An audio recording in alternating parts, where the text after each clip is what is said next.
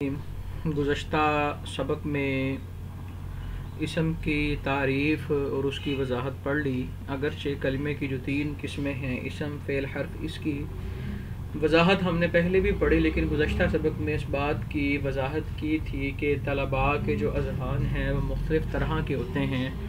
کچھ طالب علم ذہین ہوتے ہیں اور وہ اشاروں سے بات سمجھ آتے ہیں، اور کچھ ہوتے ہیں جنہیں جب تک پوری وضاحت سے اور مثال سے نہ سمجھایا جائے انہیں مسئلہ سمجھ نہیں آتا۔ تو طلباء کے ذہنوں کو مد نظر رکھتے ہوئے جو صاحب کتاب ہیں وہ یہ بالتفصیل وضاحت کے ساتھ کلمے کی جو 3 قسمیں ہیں اسم، فعل، حرف، ان تینوں کی الگ الگ تعریفات جو ہیں وہ کر رہے ہیں۔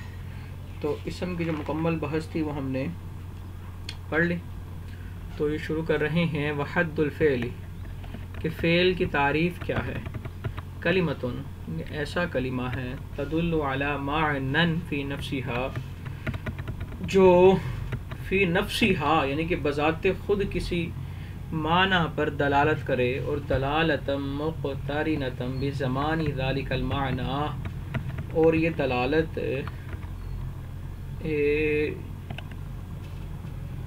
اس کا جو معنی ہے یہ کسی نہ کسی زمانے سے ملا ہوا، زمانے 3 ہیں، ماضی، حال اور استقبال، کسی کے ساتھ ملا ہوا ہو، جیسا کہ کا ضربہ، یضرب، اضرب، یہ 3 مثالیں دے رہے ہیں۔ ضربہ ماضی کا صیغہ ہے، یضرب مضارع کا صیغہ ہے، اور اضرب امر کا صیغہ۔ ضربہ ماضی اور یضرب کے اندر حال اور استقبال دونوں معنی پائے جا رہے ہیں، اور اضرب یہ بھی طلب فعل ہوتی ہے مستقبل کے زمانہ میں۔ اچھا، یہاں پہ دیکھیں کا ضربہ، کاف حرف جار ہے اور ضربہ پر داخل ہوئی۔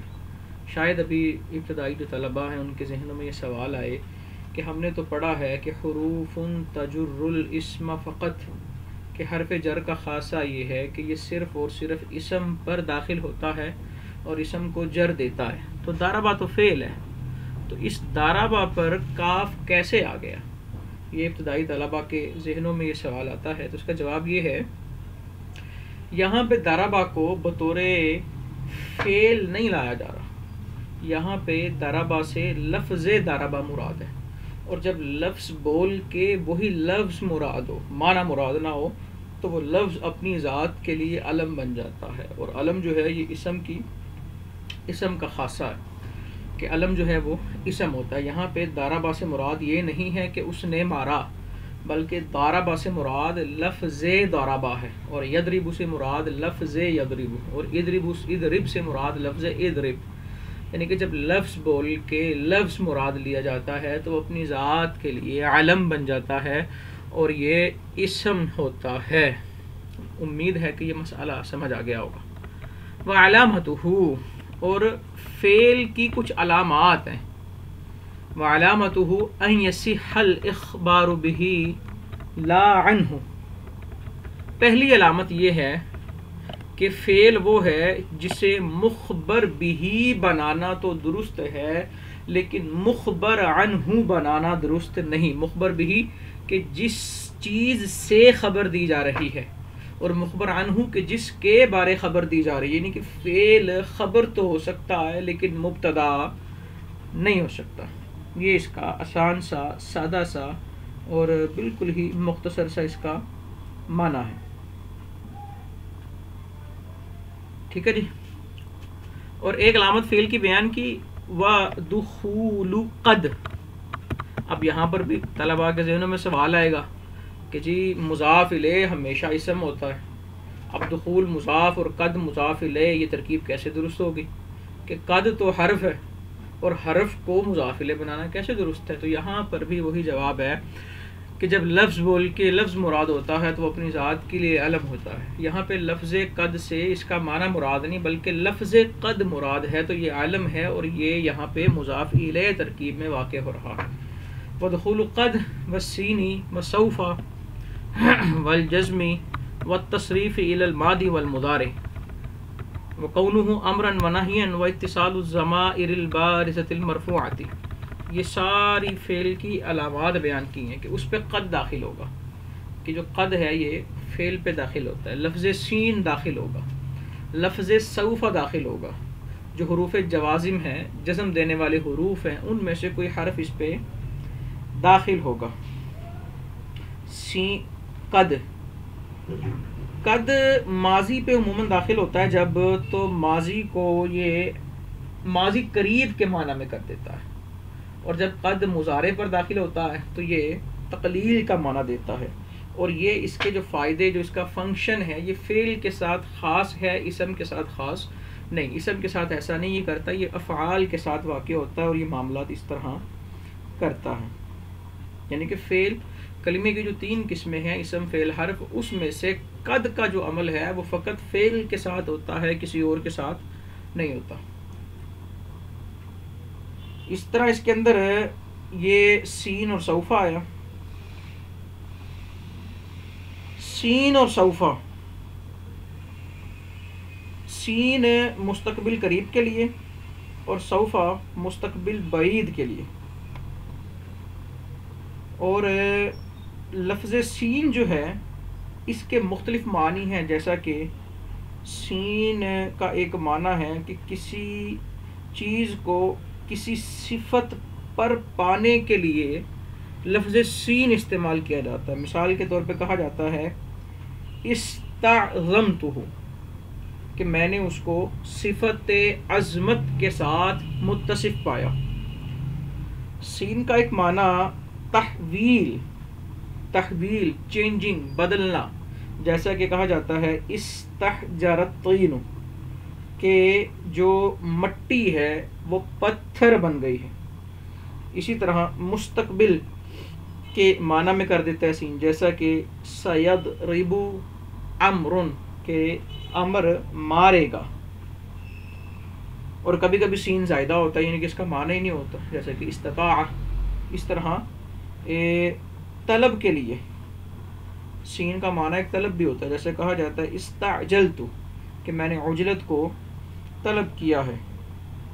اس کے مختلف معنی ہیں, اور بلکہ ایک سین تو سین سکتہ ہوتا ہے, اسے سین سکتہ کہتے ہیں. اور یہ کب آتا ہے؟ یہ سین کاف مؤنث کے بعد بحالت وقف آتا ہے, جیسا کہ اکرمتکس. یہاں سین سے سین استقبال مراد ہے, ٹھیک ہے. یعنی کہ اس متن میں یہ جو ودخول قد اور وسین کا لفظ ہے, اس سین سے سین استقبال مراد ہے, سین سکتہ کی بات نہیں ہو رہی. جزم, یہ جزم بھی فعل کے ساتھ خاص ہے, نہ کہ اسم اور حرف کے ساتھ. اچھا جی.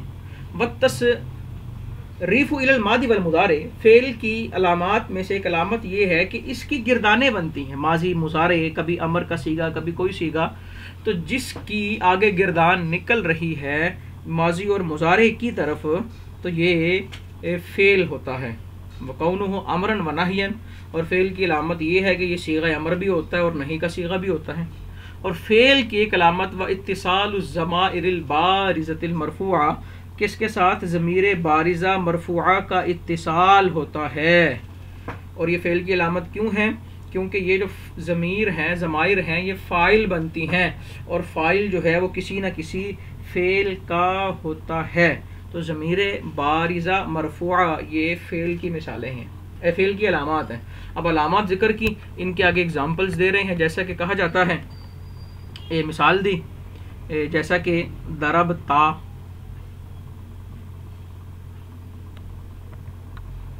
اور تائے تانیث ساکنہ,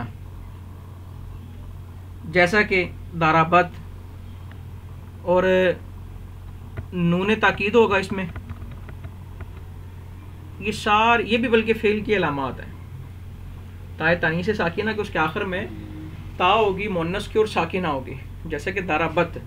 اور اس کی ایک مثال یہ بھی ہے کہ اس میں نون تاکید ہوگا, تاکید کا نون ہوگا. جب آگے گردانے پڑھیں گے تو گردانوں کے اندر یہ نون تاکید ہمیں ملتا ہے.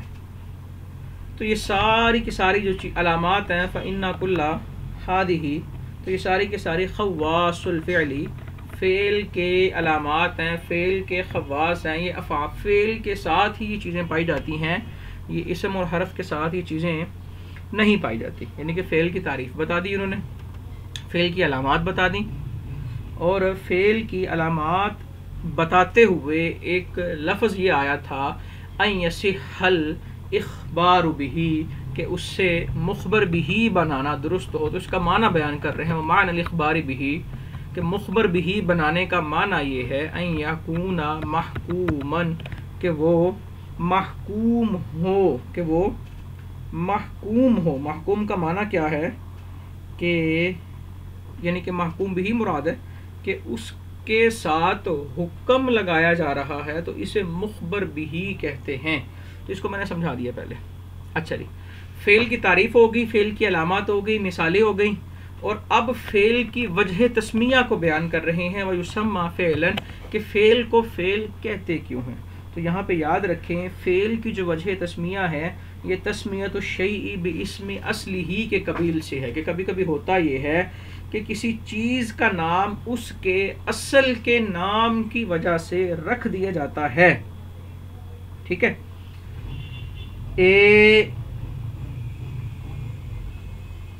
فعل جو ہے نا یہ مصدر سے مشتق ہوتا ہے. مصدر کو فعل کہتے ہیں. مصدر کا نام جو ہے وہ فعل ہے، یعنی کہ اصل فعل کا اصل مصدر ہے، اور مصدر کا جو نام ہے وہ فعل ہے. تو بس اصل کے نام کی وجہ سے اسے ہم فعل کہتے ہیں. تو یہ تسمیت الشیء باسم اصلہ کے قبیل سے ہے. وَيُسَمَّى فِعْلًا بِاسْمِ اصلہ، اس کے اصل کی نام کی وجہ سے اسے فعل کہتے ہیں. اور فعل کا اصل کیا ہے؟ مصدر. اور جو مصدر ہوتا ہے یہ در حقیقت فعل اصطلاحی یہی ہوتا ہے، اور وہ کیا ہے؟ مصدر ہے. لِأَنَّ الْمَصْدَرَ وَهُوَ فعل الفاعل، کیونکہ جو مصدر ہے وہی فاعل کا فعل ہوتا ہے. حقیقتاً حقیقی طور پہ فعل مصدر ہی ہوتا ہے. وحد الحرفی، یہاں سے حرف کی بحث شروع کر رہے ہیں. وحد الحرفی، حرف کی تعریف یہ ہے کہ کلمۃ لا تدل علی معنی فی نفسها بل تدل علی معنی فی غیرها، کہ حرف ایسا کلمہ ہے جو بذات خود کسی معنی پر دلالت نہیں کرتا، لیکن غیر کی وجہ سے وہ معنی پر دلالت کرتا ہے. جیسا کہ من، مثال اس کی من ہے. من کا مطلب ہے سے. فإن معناها الابتداء، اب من کا معنی تو ہے ابتدا، شروع کرنا. وهي لا تدل عليه الا بعد ذکر ما منه الابتداء، اور یہ معنی، یہ لفظ تب تک معنی بتانے میں مستقل نہیں، تب تک اس کی دلالت نہیں ہوگی جب تک یہ بیان نہ کر دیا جائے کہ کہاں سے ابتدا ہو رہی ہے. جیسا کہ کل بصرہ والکوفہ، بصرہ سے ہے یا کوفہ سے ہے. جیسا کہ تو کہتا ہے سرت من البصرۃ الی الکوفہ، کہ میں نے بصرہ سے کوفہ تک کا سفر کیا. یعنی کہ من کا معنی تو ہے کہ ابتدا بیان کرتا ہے، لیکن جب تک یہ پتہ نہیں لگے گا کہ کہاں سے ابتدا ہو رہی ہے تب تک من کا فائدہ ہمیں حاصل نہیں ہوگا. تب تک من کا فائدہ ہمیں حاصل نہیں ہوگا. اور من کا فائدہ یا حروف کا فائدہ ہمیں تب تک ہی حاصل ہوگا جب اس کا کوئی ما قبل یا ما بعد ہوگا جو بتائے گا کہ اس لفظ کے اندر جو معنی ہے وہ کس طرف جا رہا ہے. یعنی کہ من کا اپنا معنی تو ہے، لیکن یہ معنی مستقل تب ہوتا ہے جب اس کے ساتھ غیر کا اتصال ہوتا ہے، کوئی غیر اس کے ساتھ ملتا ہے.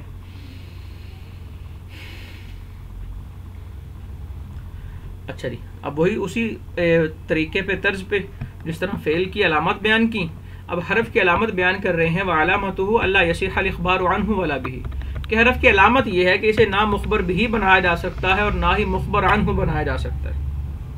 یہ اس کی علامت ہے کہ یہ نہ مخبر بھی بن سکتا ہے اور نہ مخبر عنہ ہو سکتا ہے، کیونکہ مخبر عنہ یا مخبر بھی وہ ہوتا ہے جس کا معنی مستقل بالمفہوم ہو، اور حرف کا معنی اپنی مفہومیت کی وجہ سے مستقل نہیں ہوتا.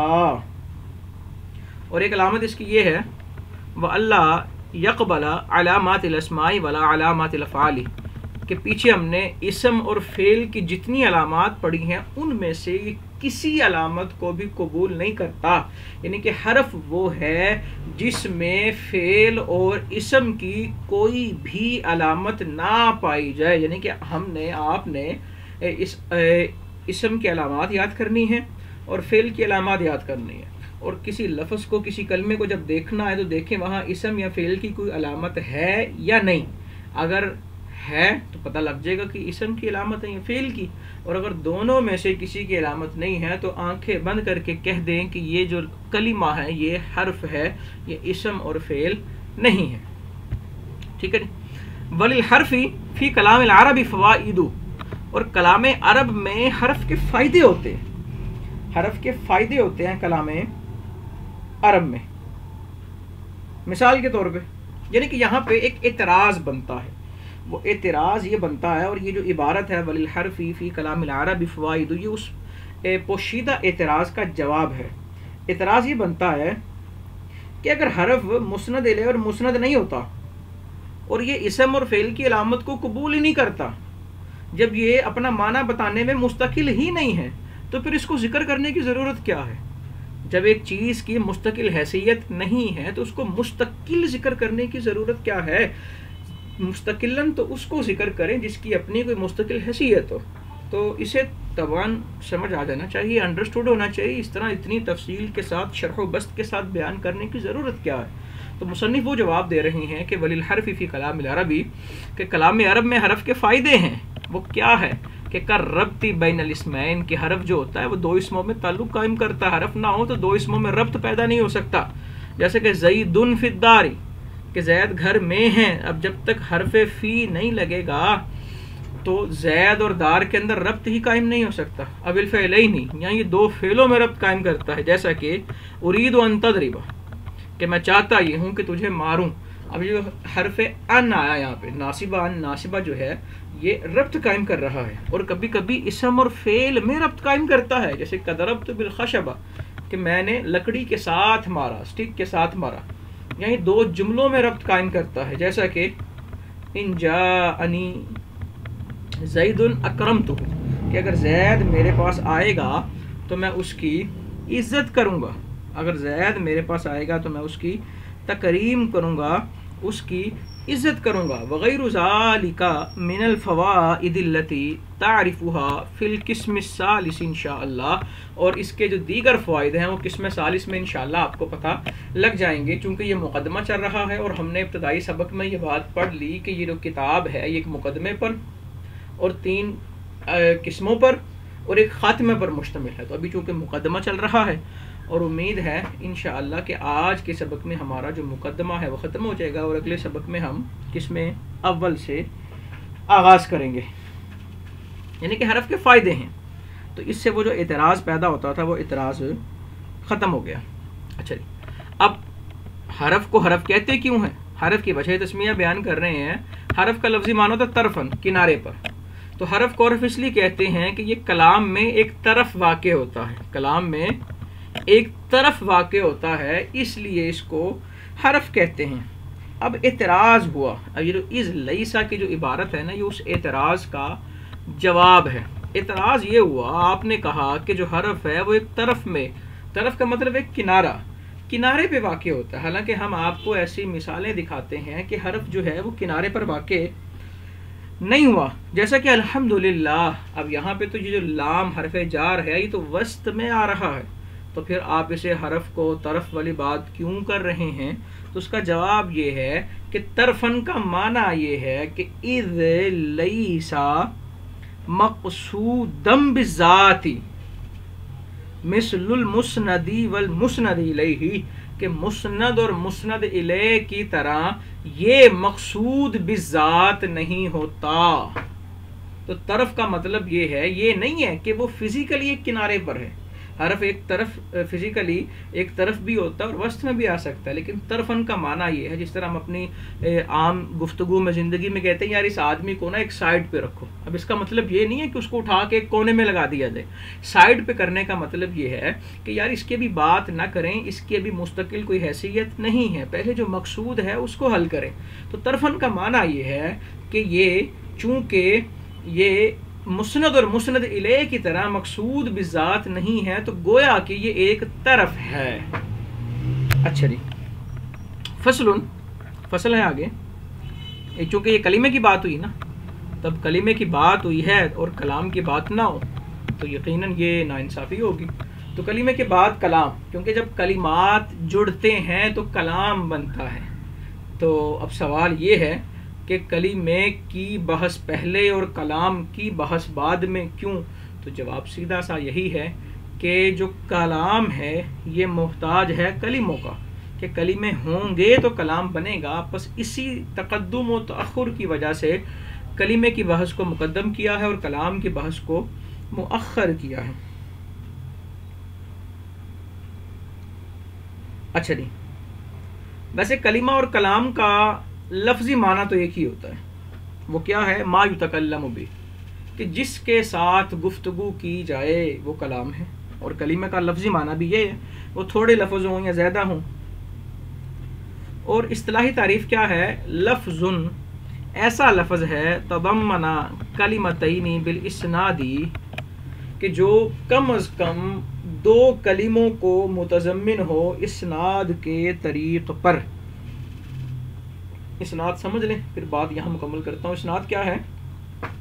کہ دو کلموں میں سے ایک کو دوسرے کے ساتھ ایسی نسبت حاصل ہو کہ جو مخاطب کو فائدہ تامہ دے اور وہ اس پر چپ ہو جائے، خاموش ہو جائے. جب کہنے والے نے بات کہی اور وہ چپ ہو گیا تو سننے والے کو اس بات کا فائدہ حاصل ہو گیا، مقصد حاصل ہو گیا. تو اس کا مطلب یہ ہے کہ اس جملے میں اسناد پائی گئی. جیسے زید قائم، زید کھڑا ہے. اب جب کسی نے بتایا تو جو سننے والا، جو مخاطب ہے، تو وہ خاموش ہو گیا، کیونکہ اس کا سکوت ٹھیک ہے، اسے زید کے قیام کی خبر مل چکی ہے. تو اسے کہتے ہیں اسناد. اب یہ جو لفظ تضمنہ ہے یہ ایک وضاحت کر رہا ہے. یعنی کہ اعتراض یہاں یہ ہوگا کہ اگر صاحب کتاب لفظ تضمنہ کی بجائے اگر لفظ استعمال کرتے کوئی اور، مثال کے طور پہ لفظ تضمنہ کی بجائے ترکبہ کیا دیتے کہ جو مرکب ہو دو کلموں سے، تو بات تو واضح تھی. تو یہ لفظ تضمنہ یہ جو لائے ہیں اس کی کوئی ریزن ہے یا نہیں ہے، ایسے ہی لیں؟ تو اس کا جواب یہ ہے کہ کبھی کبھی ایک کلمہ ہوتا ہے ملفوظ اور ایک ہوتا ہے غیر ملفوظ. ملفوظ کا مطلب ہے کہ وہ لفظوں میں موجود ہے اور اس کا تلفظ کیا جا رہا ہے، اور غیر ملفوظ کا مطلب ہے کہ وہاں پہ عبارت محذوف ہے، عبارت محذوف ہے. اور کبھی کبھی دیکھیں نا، ایک مثال ہمیں ملتی ہے. مثال کے طور پہ اگر ہم مثال لیں اکرم،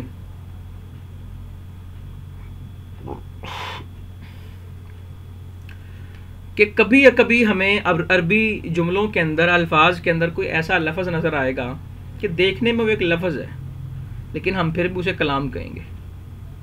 ظاہراً تو وہ لفظ ایک ہے لیکن اسے ہم کلام کہیں گے. کیوں؟ کیونکہ یہاں پہ ایک اور لفظ ہے جو نظر نہیں آ رہا، وہ محذوف ہے. اگر لفظ ترکبہ لاتے تو اکرم جیسی جو مثالیں ہیں وہ اس کلام کی تعریف میں داخل نہ ہوتی.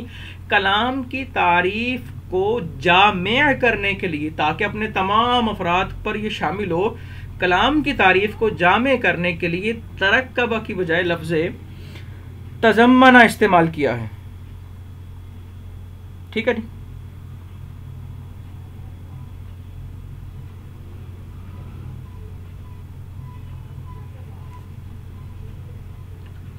والاسناد، اسناد ہو گیا. والاسناد نسبت احدى الکلمتین الی الاخرى بحیث تفید، اس حیثیت سے کہ یہ فائدہ دے، تفید المخاطبہ. کون سا فائدہ؟ فائدۃ تامۃ یصح السکوت علیہا، جس پر سکوت درست ہے. جیسے زید قائم اور قام زید. اچھا جی. ویسمى جملۃ، اور کلام کو جملہ بھی کہتے ہیں. یعنی کلام کا جو نام ہے وہ جملہ ہے. کلام کا نام جملہ رکھا جاتا ہے.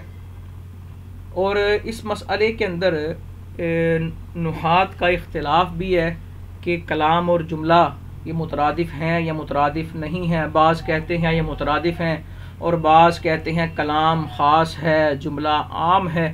بہرحال اس کے اندر یہ اختلاف موجود ہے کہ اسے جملہ بھی کہتے ہیں.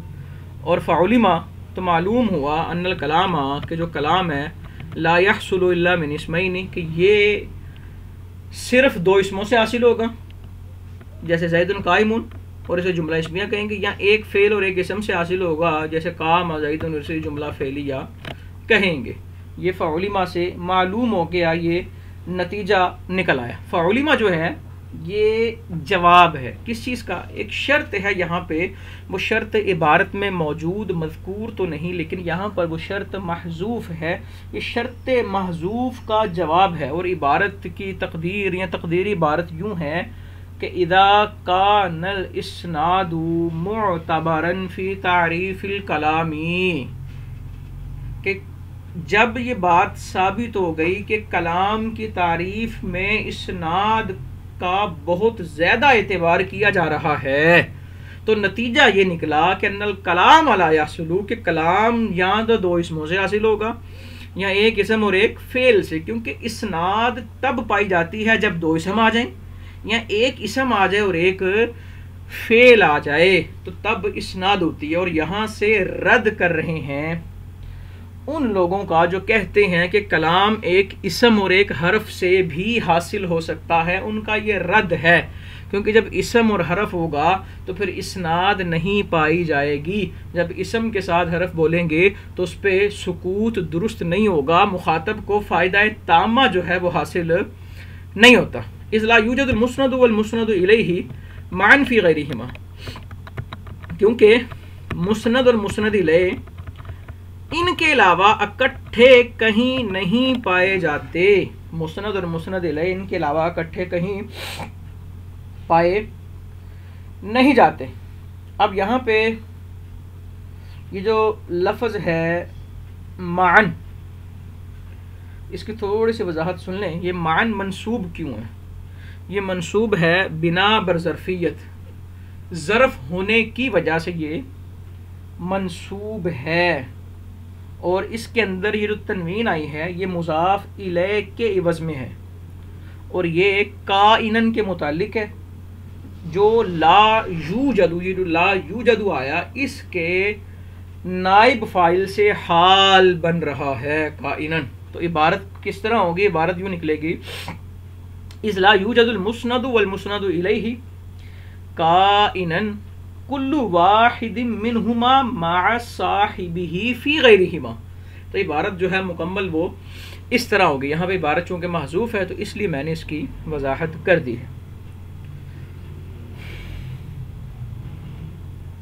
اچھا جی، یہاں پہ جملہ اسمیہ اور جملہ فعلیہ، اس کی آسان سی تعریف یا پہچان یہ ہے کہ جب بھی ہم دیکھیں کوئی جملہ جس کا آغاز کسی اسم سے ہو رہا ہے تو وہ جملہ اسمیہ ہے، اور کوئی ایسا جملہ جس کا آغاز فعل سے ہو رہا ہے وہ جملہ فعلیہ ہے۔ زید قائم میں زید اسم ہے، یہاں سے آغاز ہو رہا تو یہ جملہ اسمیہ، اور قام زید میں قام فعل ہے اور یہاں سے آغاز ہو رہا ہے تو یہ جملہ فعلیہ ہے۔ تو یہ جملہ فعلیہ اور جملہ اسمیہ میں فرق ہے۔ ولا بد للکلام منہما، اور ان دونوں کا کلام کے لیے ہونا ضروری ہے۔ کن دونوں کا؟ یعنی کہ مسند اور مسند الیہ کا کلام کے لیے ہونا ضروری ہے، کہ اگر مسند مسند الیہ دونوں نہ پائے جائیں تو کلام نہیں ہوگا۔ مسند پایا جائے مسند الیہ نہ ہو، بات تب بھی ادھوری ہے۔ مسند الیہ پایا جائے اور مسند نہ ہو، بات تب بھی ادھوری ہے۔ اچھا، یہ لا بدہ لفظ آیا، لا بدہ ترکیب میں کیا واقع ہوتا ہے؟ تو اس حوالے سے ابھی چونکہ ابتدائی طلباء ہیں تو دو نظریے ذہن میں رکھیں۔ پہلا نظریہ یہ ہے کہ یہ جو لا ہے یہ لا نفی جنس کا ہے، اور جو بدہ ہے بدہ یہ اس کا اسم ہے، اور منہما یہ خبر ہے، اور للکلام جار مجرور یہ متعلق ہے بدہ کے۔ ایک احتمال اور ایک ترکیب، ایک نظریہ یہ ہے، اور دوسرا نظریہ یہ ہے کہ لا بدہ یہ مرکب ہے، اور شدت اتصال کی وجہ سے، یعنی کہ یہ ہمیشہ اکٹھے ہی آتے ہیں اس طرح، تو شدت اتصال کی وجہ سے یعنی کہ بدہ ہمیں جب بھی ملے گا تو لا بدہ ہی ملے گا اکثر طور پہ۔ شدت اتصال کی وجہ سے یہ کلمہ واحدہ بن چکے ہیں، یعنی کہ لا بدہ، جس طرح کی ایک مثال دی جاتی ہے حبذا، اب حبذا بھی شدت اتصال کی وجہ سے ایک کلمہ ہو چکا ہے، تو لا بدہ دوسرے احتمال کے مطابق اسے ہم مبتدا بنائیں گے، اور للکلام منہما یہ اس کی خبر ہوگی۔ ہم نے یہ جو ابھی وضاحت کی ساری کہ جملہ جو ہے وہ یہاں دو اسموں سے حاصل ہوگا، یا ایک اسم اور ایک فعل سے، اسم اور حرف سے جملہ حاصل نہیں ہوگا. اس پہ کسی نے اعتراض کیا. انہوں نے کہا جی ہم آپ کو ایک مثال دیتے ہیں کہ اس مثال میں ایک حرف ہے اور ایک اسم ہے اور جملہ ہے، آپ بھی کہتے ہیں وہ جملہ ہے، تو اسے جملہ کیوں کہہ رہے ہیں؟ مثال کیا ہے؟ فَإِن قِيلَ، اگر اعتراض کیا جائے، قَدْ نُوقِدَ بِالنِّدَاءِ، کہ آپ کا یہ قاعدہ ٹوٹ چکا ہے بِالنِّدَاءِ، اس ندائیہ جملے کی وجہ سے کہ یا زیدو، اے زید. اب یا زیدو یہ ایسا جملہ ہے کہ مخاطب کو فائدہ تامہ دے رہا ہے اور اس کا سکوت درست ہے کہ اسے پتہ لگ رہا ہے کہ زید کو پکارا جا رہا ہے. تو یا زیدو کو آپ جملہ کیوں کہہ رہے ہیں حالانکہ یہاں پر صرف ایک حرف اور ایک اسم پایا جا رہا ہے؟ تو اس کا جواب یہ ہے کہ ہمارا قاعدہ اس سے نہیں ٹوٹتا. ہمارا دعویٰ اپنی جگہ بجا ہے کہ جملہ دو اسموں سے بنے گا یا ایک اسم اور ایک فعل سے بنے گا. اصل میں آپ نے یا زیدو کو سمجھا نہیں کہ یہ جو حرف ندا ہوتا ہے نا، یہ ادعو یا اطلبو فعل کے قائم مقام ہوتا ہے. اب ادعو فعل کے اگر یہ قائم مقام ہیں، اطلبو فعل کے قائم مقام ہیں، تو ادعو اور اطلبو یہ تو فعل ہیں، تو فلا نقد علیہ، تو اعتراض تو وارد ہی نہیں ہوتا اور ہمارا قاعدہ نہیں ٹوٹتا، کیونکہ ہمارا موقف ثابت ہو گیا کہ یا زیدو یا حرف ندا فعل کے قائم مقام ہے ادعو، اور جو زید ہے یہ اسم ہے. یہاں پر بھی یہ جملہ بن رہا ہے اسم اور فعل کی وجہ سے، نہ کہ اسم اور حرف کی وجہ سے. تو عبارت کیا نکلے گی؟ یا زیدو ادعو زیدن یا اطلب زیدن. اچھا جی، وَإِذَا فَرَغْنَا مِنَ الْمُقَدَّمَةِ، جب ہم مقدمے سے فارغ ہو گئے، یعنی کہ الحمدللہ مقدمے کا جو متن ہے وہ مکمل ہو چکا ہے. اذا جو ہے نا، اذا اس کا قاعدہ یہ ہے، یہ اکثر مستقبل کے لیے آتا ہے مگر کبھی کبھی ماضی کا معنی بھی دیتا ہے. یہاں پر اذا ماضی کا معنی دے رہا ہے کہ جب ہم مقدمے سے فارغ ہو گئے، فَلْنَشْرَعْ فِي الْأَقْسَامِ الثَّلَاثَةِ، تو ہم اقسام ثلاثہ کے حوالے سے گفتگو جو ہے وہ شروع کرنی چاہیے ہمیں. اور واللہ، اللہ تبارک و تعالی، الموفق والمعین، توفیق دینے والا ہے اور مدد فرمانے والا ہے. اللہ ہی توفیق دیتا ہے اور اللہ ہی مدد دیتا ہے. تو فَلْنَشْرَعْ پڑھا میں نے پیچھے، فَلْنَشْرَعْ عین پر جزم پڑی. وجہ کیا تھی اس کی؟ کہ فا کی وجہ سے لام ساکن ہوا. قاعدہ کیا ہے کہ لام امر واو کے بعد وجوباً اور فا کے بعد جوازاً ساکن ہو جاتا ہے. فل نشرا، سوری عین کو میں نے کہا جزم پڑی، لام پہ جو جزم پڑی ہے، جو امر کا آخر ہے وہ تو ہو اسی طرح آئے گا کہ اس پہ کوئی حرکت نہیں ہوگی، جزم ہوگی اس پہ. فل نشرا، یہ جو لام پہ ہم نے جزم پڑی ہے، یہ کیوں پڑی ہے؟ تو قاعدہ کیا ہے کہ اگر لام امر جو ہے اگر واو کے بعد واقع ہو تو وجوباً یعنی کہ لازمی طور پہ اس پہ جزم پڑی جائے گی، اور اگر فا کے بعد واقع ہو تو جوازاً جائز ہے کہ اسے جزم پڑھ لیں، اور اگر جزم نہیں پڑھنا چاہتے تب بھی درست ہے. تو یہ مقدمہ جو تھا یہ مکمل ہو گیا. تو آگے قسم اول شروع کریں گے. قسم اول کو بالترتیب اس کے اندر جتنے ابواب ہیں، فصول ہیں، تو وہ اسی ترتیب سے ہم انشاءاللہ پڑھیں گے.